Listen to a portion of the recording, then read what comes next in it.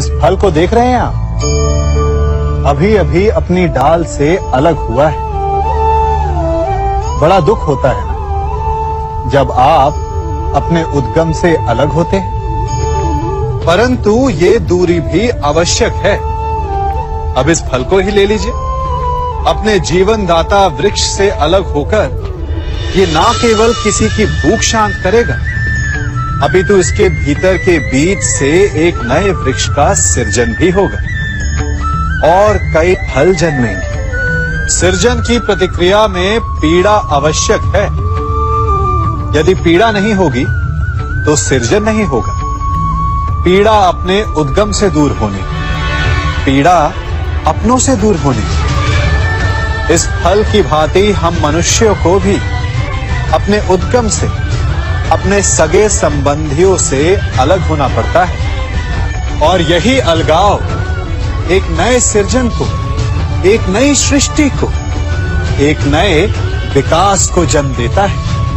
इसलिए ऐसे अलगाव से दुखी मत होइए, उसका स्वागत कीजिए, क्योंकि ये विकास की नींव है। अपराध वो भावना है जिसके कारण संसार में सदा दुख ही व्याप्त रहता है। हम सब अपराधियों से घृणा करते हैं, उन्हें कोसते हैं, परंतु क्या कभी विचार किया है कि कोई भी जन्म से अपराधी नहीं होता? तो ऐसा क्या कारण है कि कोई इतना बुरा बन जाता है कि वो बुराई की सीमाएं ही पार कर जाए? कारण है कामना। यदि कामना पर नियंत्रण ना रखा जाए, यदि कामना को पूर्ण करने के लिए परिश्रम ना किया जाए, तो वो तृष्णा में बदल जाती है, और तृष्णा लालच में, और लालच छल में, और छल करते ही मनुष्य अपराध की ओर अपने पग बढ़ा देता है।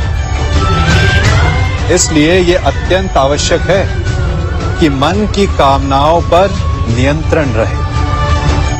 यदि मन पर नियंत्रण रहेगा तो अपराध पर स्वयं ही नियंत्रण हो जाएगा। हम सबका मन करता है कि हम जीवन में ऐसे शिखर पर पहुंचे जहां हमसे ऊपर कोई ना हो, जहां हमें कुछ करने की आवश्यकता ना पड़े, है ना? कुछ लोग इस शिखर पर पहुंच भी जाते हैं, परंतु उनका मन सदा विचलित रहता है। इतनी मनोरंजक बात है ना कि जिस विश्राम को पाने के लिए हम इतनी मेहनत करते हैं, इतना परिश्रम करते हैं, वो हमें मिलता ही नहीं। कारण स्वयं सोचिए, वन का राजा होने के पश्चात भी सिंह को अखेट के लिए परिश्रम क्यों करना पड़ता है? सोचिए। मैं बताता हूं, क्योंकि राजा होने का अर्थ ये नहीं कि वो सदा सोता रहे और मृग स्वयं उसके समक्ष आकर कहेगा कि आइए महाराज, मुझे खाकर अपनी भूख मिटाइए।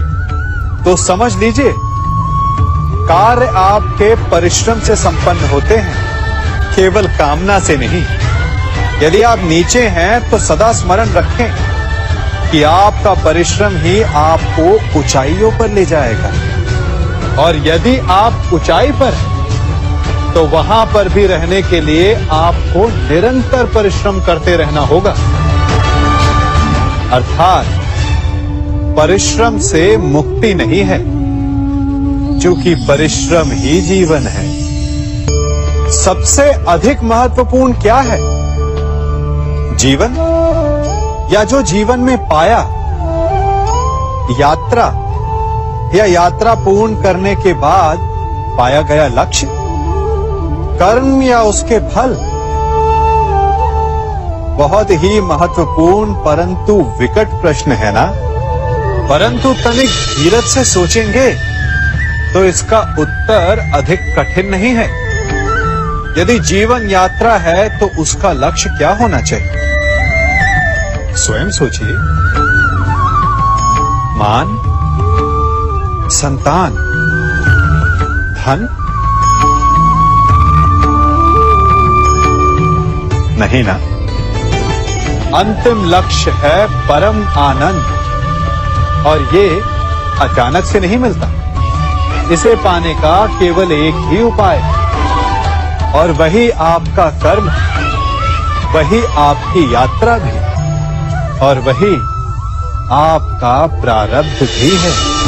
और आपको कौन बताता है कि आपके लिए सही क्या है? वो है आपका मन, जो मस्तिष्क की भांति हानि और लाभ नहीं सोचता, जो आपको ये बताता है कि शुभ किसमें, संसार का कल्याण किसमें, आनंद किसमें। यदि आपका मन संयमित है तो वो आपका सबसे महत्वपूर्ण मार्गदर्शक है, जो आपकी यात्रा, आपका लक्ष्य, आपके कर्म और उसके फलों को सबको शुभ बना सकता है।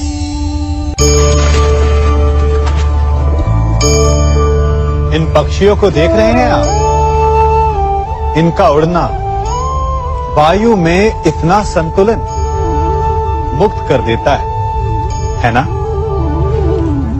इन्हें उड़ते देख आपके मन में भी इच्छा होती होगी कि इन्हीं की भांति आप भी स्वतंत्रता से उड़ पाएं। ईर्ष्या होती है ना, जब आप इन्हें खुले आकाश में ऐसे विचरण करते देखते हैं। पर कभी सोचा है, इस उड़ान को, इस स्वतंत्रता को पाने के लिए कितना परिश्रम, कितना अभ्यास किया होगा इन्होंने? आकाश में उड़ने से पूर्व धरती पर कितना गहन परिश्रम किया होगा इन्होंने? इनके माता पिता ने पहली बार जब इन्हें पंख फड़फड़ाने को उकसाया होगा तो कितनी बार घिरे होंगे? पहली बार वायु में उड़ते समय कितना भय लगा होगा इन्हें?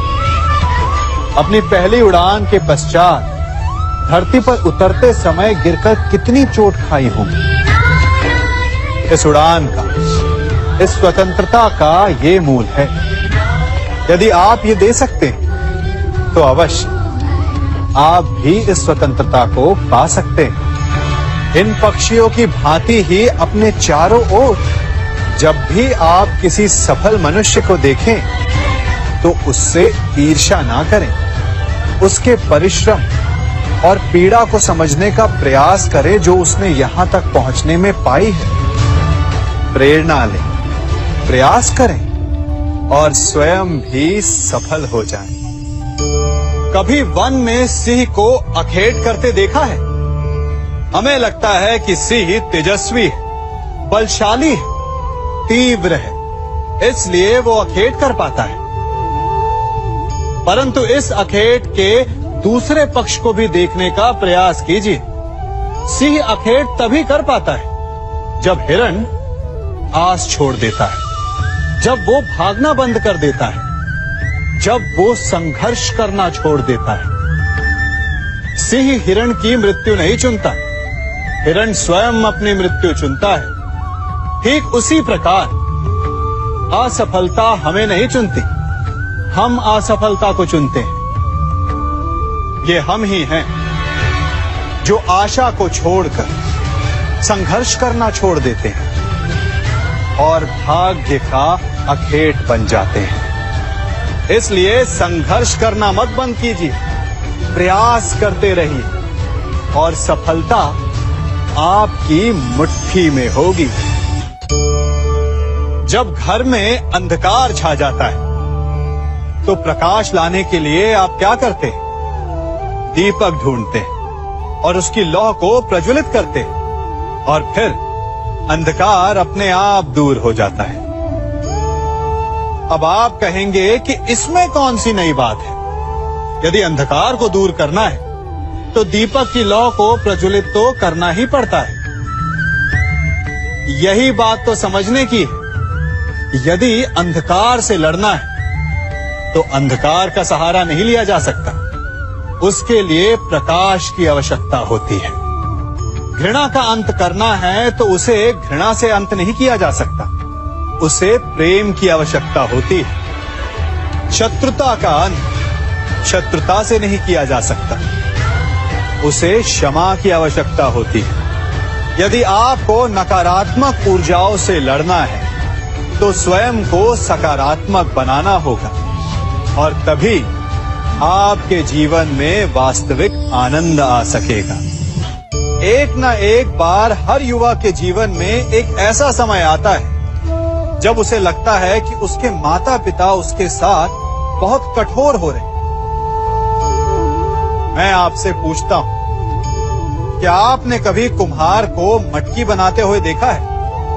वो गीली माटी से मटके को चाक पर आकार देता है और वास्तविक आकार वो मटकी को तब देता है जब वो लकड़ी के संभल से मटके को बाहर से पीटता है।